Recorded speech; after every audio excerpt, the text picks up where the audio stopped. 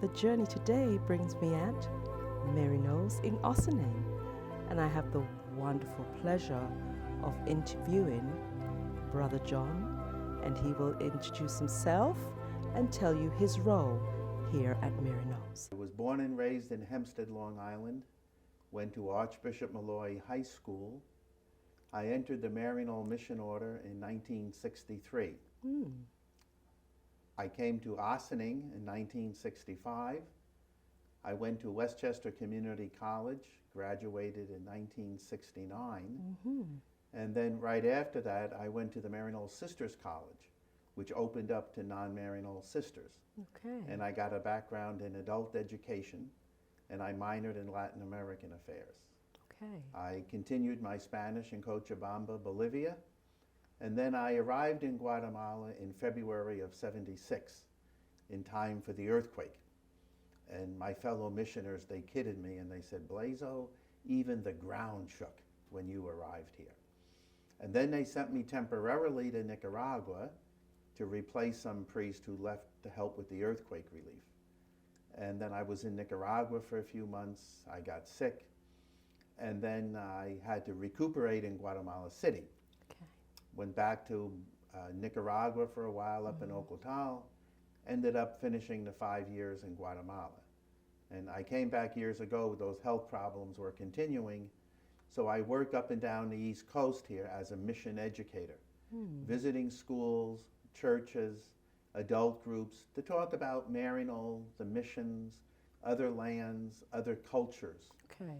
and how all these things interact. Wonderful. Wonderful. To talk a little bit about going as a mission educator and going to schools. What kind of schools would they be? Catholic schools or just any Well, school? many times it's a Catholic school because we're Catholic missioners. But I've been to public schools, I've been to non-Catholic churches, anywhere that somebody would like me to come and talk about other lands, other cultures, faith issues, I'm very willing to go. Excellent. That's And good to so, know. and it's very exciting because it helps me talk about those experiences I've had over the years and articulate them better, and always remember our faith commitment in that. Okay, great. Now, I want you to share about your role here at Maryknoll's, because you have a very important role here, and so I really need you to share so that Right. the viewers will see what a fabulous space. I'm sure they're going to see it in the video. What a Right. beautiful space this is. I enjoy every time I come here to Good, visit. good. Well, you're always welcome. Thank you very I much. use it as my headquarters to work out of here, to visit those schools and churches and Okay. parishes. But here at the center, I act like the village elder. I'm a little bit older, so I pass on ideas and insights to the newer missioners, to many of our employees who may not know too much about our background. And also I'm one of the official guides, and we welcome groups to come here, and I give them the history of Maryknoll by walking through our corridors, our chapels, our Museum of Living Mission, and the availability to do things like this. Okay. Now, I've known in some of our previous conversations you've given the history, which is very, very significant. And so if you could share the history of the architecture and other components of the history of Maryknoll's. Okay. Up until 1908, the United States was considered a mission country by the Catholic Church. So we really couldn't send Catholic missioners overseas. Okay. But in 1908, Pope St. Pius X took the United States off that list of mission countries.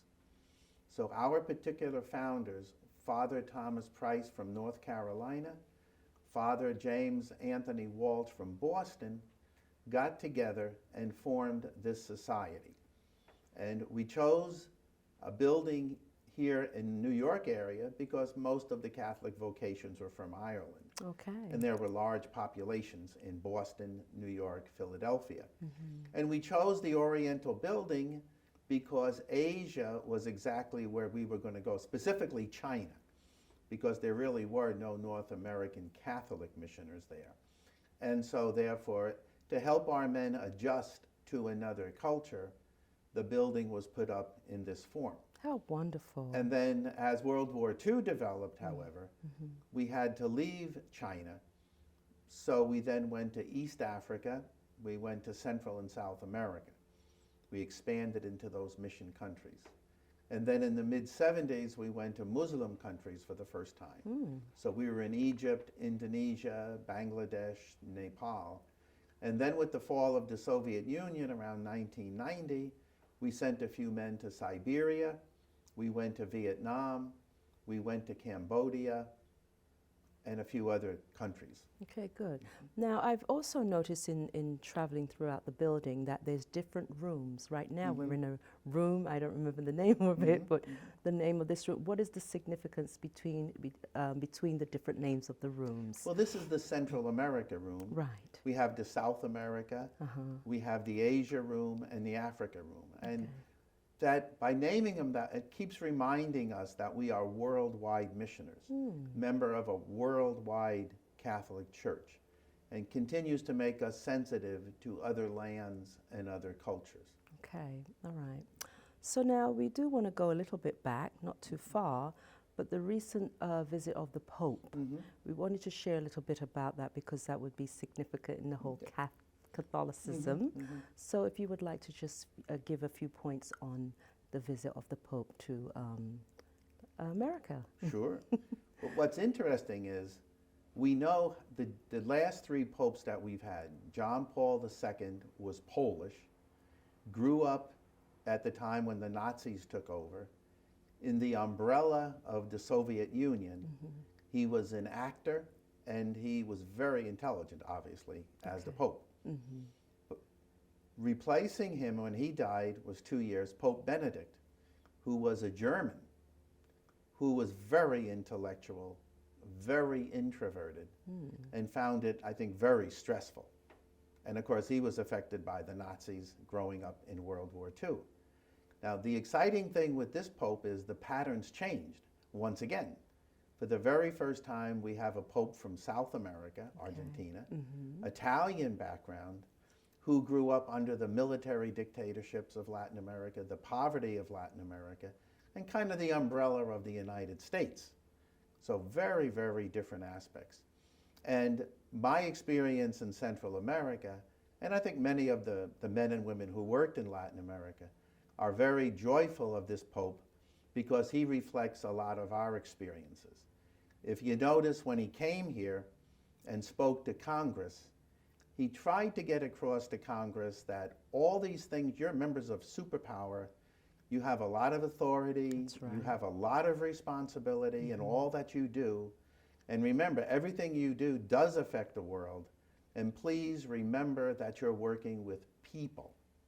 It's not just political, you're affecting millions of people. That's right. That hit us very strongly. I think in the Pope's visit he talked about inclusion, that bringing people together is much more important than keeping them out. Exactly. That was critical. He talked about the importance of the interconnectedness of all these different issues, that we're members of one planet, the whole human family. And if you notice, many of the issues he talked about, we would consider secular issues. Right. He talked about the poverty, the violence, education, healthcare. And because in this country we have that attitude of separation of church and state, many times we think of those things as political issues and economic issues. But as people of faith, he reinforced with us, these are moral issues. They're deeper than just politics. And he tried to bring that out quite a bit. And so we were very sensitive to those issues. He talked about the importance of forgiveness, the basic message of Jesus. Love your enemies, forgive each other, the importance of reconciliation. I think he brought that up in various talks. Right. He talked about the family, not that the family is a problem, but that it's an opportunity for God's love and grace to be with people, to grow in those atmospheres. So, and talking internally to the church, he told them to, get your feet wet, get out there, don't be hiding away. And I heard one of the stories they commented was, when he meets priests, he checks their feet. And if their shoes are too clean, it means they're not getting out enough. Make sure they're not wearing red Prada shoes. Right. Make sure they're red, definitely not The red Prada shoes. And that was one of them. He got rid of that. Yeah. How simple he lives, right? Exactly. And so he wanted that to be critical. And he told us to start smelling like the sheep. And when he was in Latin America, he worked in the city, but he was comfortable taking the buses and public transportation because he wanted to build up those relationships with people. And so he encourages all of us. And that's what we did. We rode horses, we rode mules in all those isolated areas. We tried to get out of our special houses and go live in neighborhoods with the people. Right. And all of that forced us to learn language better and culture better. We weren't hiding away. Where I was in Guatemala and Nicaragua, it wasn't just an Anglo-Gringo compound. We lived with Nicaraguans, we lived with Guatemalans, Spaniards. So we had to constantly speak Spanish. We prayed together regularly in Spanish. We had our meetings in Spanish. So that really helped us learn the language better. And by living together like we did, we saw so many different cultural ways of interacting with each other. You know? Yes, and it's really a getting to know as opposed to being like the top, but not coming down to the same level as those that you're going to serve. You have to, with any kind of situation, you have to. You know, like as a teacher, you know, now I'm moving into the role of teaching you know, teachers, directors, whatever. But I had to have that part in the classroom to have an understanding and empathy as to what they're going through. Exactly. Otherwise, what can I tell them really? I mean, I can tell them based on the books, but you also have to have you have the theory and you also have the practicality of it. So that's very significant what you're saying, that you have to be amongst the people. It was very interesting. I told you before, I minored in Latin American affairs. Right. And studied Spanish. But it wasn't until I got to Central America that I realized the understand the words better in Spanish to know something. Saber is intellectual knowledge. Conocer is that intimate personal knowledge. So I studied about all these things, but it wasn't until I got to Bolivia, Peru, Nicaragua, and Guatemala that I actually experienced it. Wow. The mud, the poverty, the violence, the role of the military in all this, you know. Exactly. The role of the local politicians, to not have electricity, to be on the buses when they break down, just like with everybody else. Yes. You know? So it really kept you, and then working with the local people living right with you, they gave you different insights. I remember I was with this Nicaraguan. She had to leave Nicaragua for a while because of the war. And I was talking to these little children. And being from New York, my voice was very, very loud because I wanted them to hear me. And then also I'm from New York. Right. And she gently speaks under her breath to me and she says to me, "Soften your voice. They can't understand you anyway. And you're so loud, you're terrifying." Oh, wow. And I noticed their faces, the faces and their eyes were just popping. Yes. So I softened my voice, and sure enough, the children calmed down, and then they were, I didn't realize, but I had to follow her lead, the woman with me, to soften that. And now when I go around to schools, I always remember that, especially with the first and second graders. Speak softly, because otherwise you just terrify them. Give them a little scare. Because you're so big. Right. And with the language, again, they don't understand you anyway to a certain extent. So you have to calm down and relax with them. You know? Lovely. But we worked with the people. We went to those isolated villages. We did lay leadership training. And I was in the middle of the jungles these various times. And one time, I was with these 3 or 4 men. And they said, they were talking about my intelligence and my education, all this wonderful education. And I said, you know, I'm here in the middle of the jungle. If the 4 of you walk off and leave me here, I'm in big trouble. Wow. Because I just don't know where to go. And then you could see the reaction to them, you know, like, oh yeah, see. And this is what mission is. It's relationship with others. Relationship And then with that others. gets us back to God. you know, God who was all love. Exactly. And in the Catholic faith, we talk about Father, Son, and Holy Spirit. But that this love is so pure, love has to go out to the other. It does. And so it builds up that relationship. So And when there's love, when we're there's with God. these people, whether it's Latin America, whether it's, when these are, all of a sudden then, these issues that you hear about, they're not, again, like the Pope said, they're not just issues up in the air. These Right. are people that you know being affected by worldwide events. Exactly. You know? And that's all the difference in the world, you know. There's a fella, Don Julio, had his family in Guatemala, you know, and he was a farmer, and he had a cement floor in his house, so that made him a little bit better off. He was a farmer, but he needed to buy supplies and everything, of course. So he had to spend a certain amount of money. He had no control over the money, to prices to buy things. Right. So he bought them, he grows all his crops, he really works hard. Many of these folks, they work so hard. And yet when he went to sell it, of course, he'd like to get a little bit of money. All those prices, he has no control over all those prices. Right. And if he causes too much trouble, the army comes in and can kill him. So he has to, because he has to be sensitive. And that was another thing, like with the whole, you bring all your own cultural values and understanding of these world issues. And we always sense the army, you know, protects us from some sort of outside invader, you know. And we have a civilian president, runs the whole operation. He's the commander-in-chief. Right. And you bring that overseas, and you find out that's not true overseas. Military forces overseas are an internal controlling function. It's to keep the 90% of the people poor by the torture, the killing, the intimidation.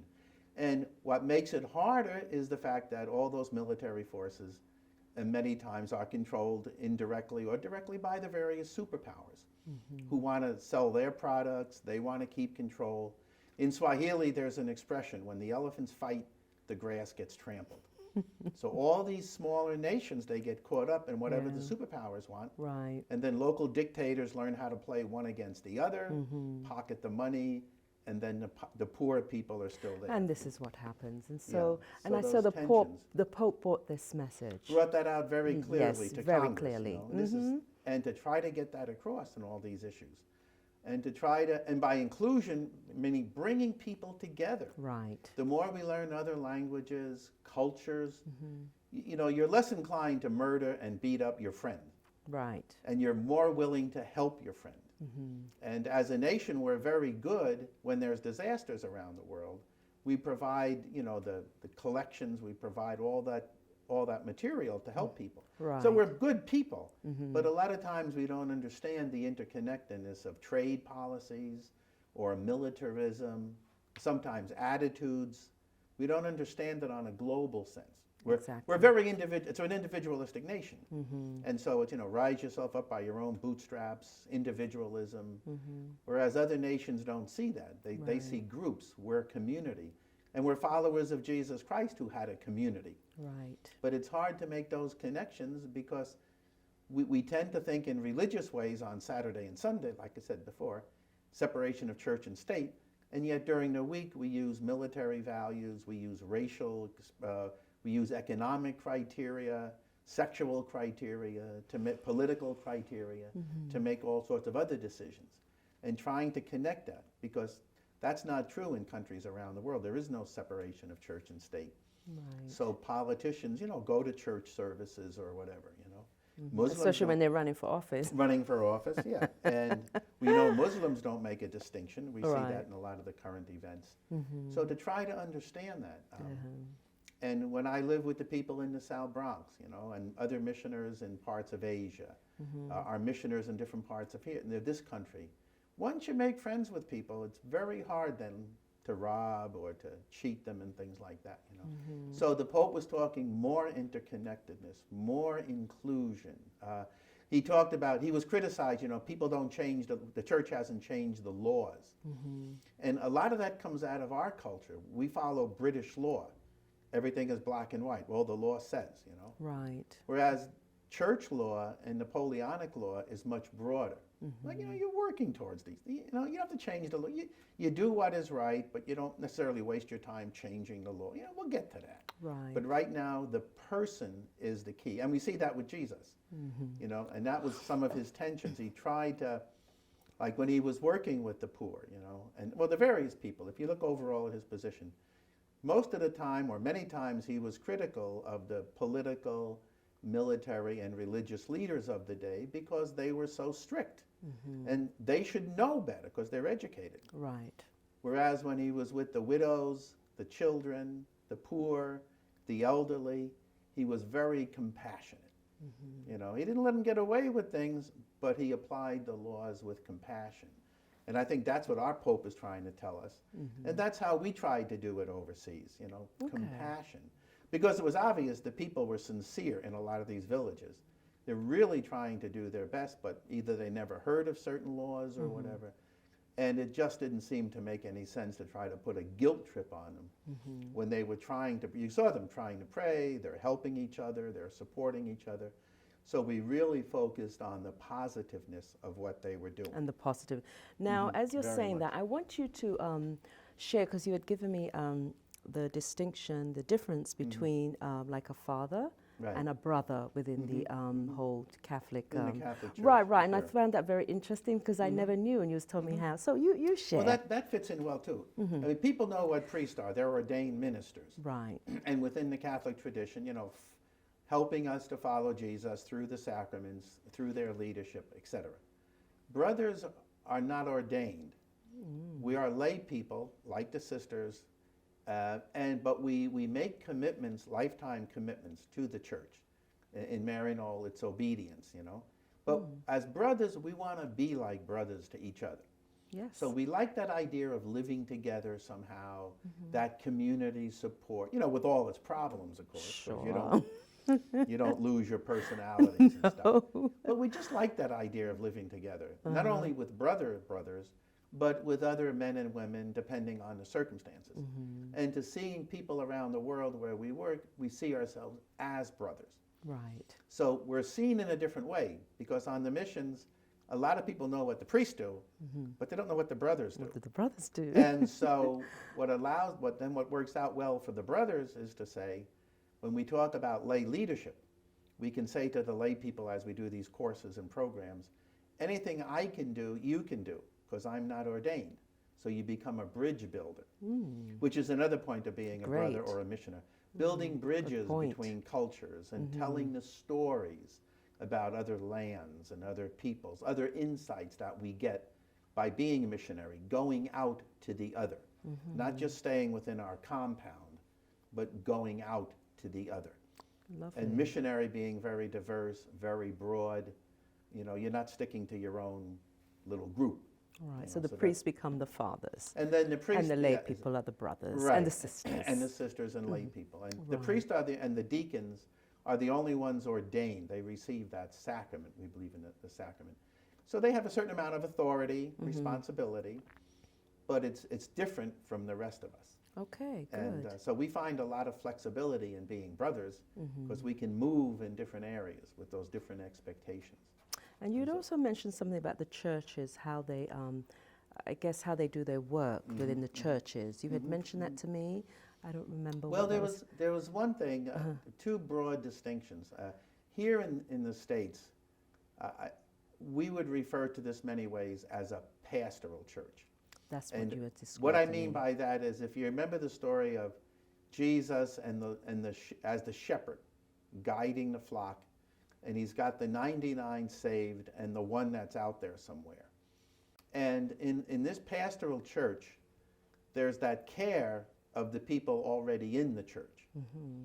But there's also other people out there. Right. And many times they'd be welcome if they walk in the door, basically. But for the most part, they're concerned about the people they already have. See? Right. Now, That's so in a lovely. missionary attitude, the thing is, okay, we got these 99, but we want to actively go out there and look at the other sheep. So we're willing to adjust accordingly that these people get attention, but we also want to go out to the other. So we're willing to take that risk. We want to go out in the case, obviously not sheep, but we're willing to go to the mountains and be out in the dark, look for that Sure. lost sheep. Right. So we're also very willing to go out and meet people of other lands, other cultures, other religions, to have that dialogue of what does it mean to follow God, what does it mean to follow Jesus, etc. And how can we collaborate, how can we work together, and then see what develops from there. But we're not hiding away from the other group. We're making it critical to be out there. And it isn't just foreign mission, going to other lands, but to leave our own Catholic churches right here and get involved with other churches in the neighborhood, with the soup kitchens, with trips. Right. But to get out, like the Pope said, get out, get your feet wet, get the smell, get out of the airports, get out of your church, get out there, mix, mingle, ride the buses and things like that. So the pastoral care, and then the missionary sense. And then the missionary sense, right? I like that, yes. And so, but we think the missionary, as foreign missionaries ourselves, we think that's the most essential part. Absolutely. Because that's what Jesus did. He went out, and those early Christians, the Apostles' days, they went out to those other villages. They didn't keep that message to themselves, If you think if you're familiar with the story of the disciples on the road to Emmaus on Easter Sunday, where here they were, their leader Jesus was crucified and whatever, he was murdered, he was killed, the dream is over. And one of the priests that gave us a conference on St. Paul, he said going to Emmaus is like going to Las Vegas today. It's like you got to build up your strength. So what they're doing is they're walking, talking about the day's events in community. And they can't figure it out until Jesus joins them. And through questions and the Eucharist, all of a sudden they begin to understand. Right. Now, most of the time, that's where the story seems to stop. But one of our priests, he reminded us that the story doesn't stop there, because those two disciples, they returned to Jerusalem. They were missioners. They returned to Jerusalem to tell everybody the good news. And so that missionary, that going out, see? Right. And when we think about God, the Creator, right? Pure love, and love needs to go out to other. And so God creates the universe and everything in it. And we don't know how, that's biology or whatever, we don't care about that. But the belief that God's love, he had to do something, and he created the universe. In Catholicism, we talk about the three persons, Father, Son, and Holy Spirit.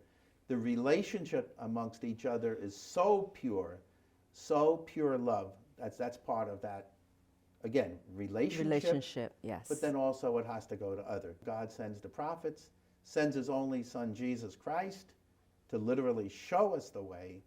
And then he says, and then through Jesus, we learned about those messages that the Pope talked about. Forgiving your neighbor, feed the hungry, clothe the naked, do good to those that persecute you, and then that final suffering, death, and resurrection. That basic message, that's mission. And then I say, how do we get mission out?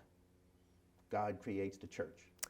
So now, thank you. Sorry, okay. Thank you, Brother John. It was very, very insightful, and I'm sure the viewers will get much from it.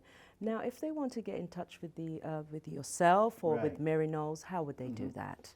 They would call Maryknoll, 914-941-7590. Okay. And they could simply ask for Brother John, the tour guide. Okay. They can go on the Maryknoll website, maryknollsociety.org, and they can learn a lot of things there. Okay. If they Googled my name, Brother John Blazo, they would see a video entitled Tour of Our Center. Okay. And there's a little 6-minute video there that would give them background. If they'd ever like me to come and give a talk or do a program, they just call that same phone number.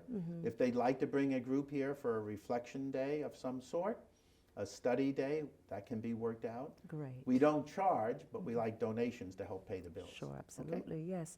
Okay, so at this time I want to thank you, Brother John Blazo, for coming on the Give and Take show. The positives in life. Yes. And so guess, here I go. Guess, you're my guest. Yes. They're the viewers. Yes. So viewers, thank you for returning once again and listening to my wonderful guest, Brother John Blazo.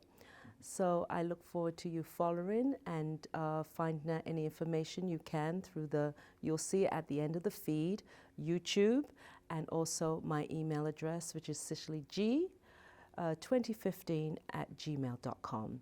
So thank you and have a wonderful day.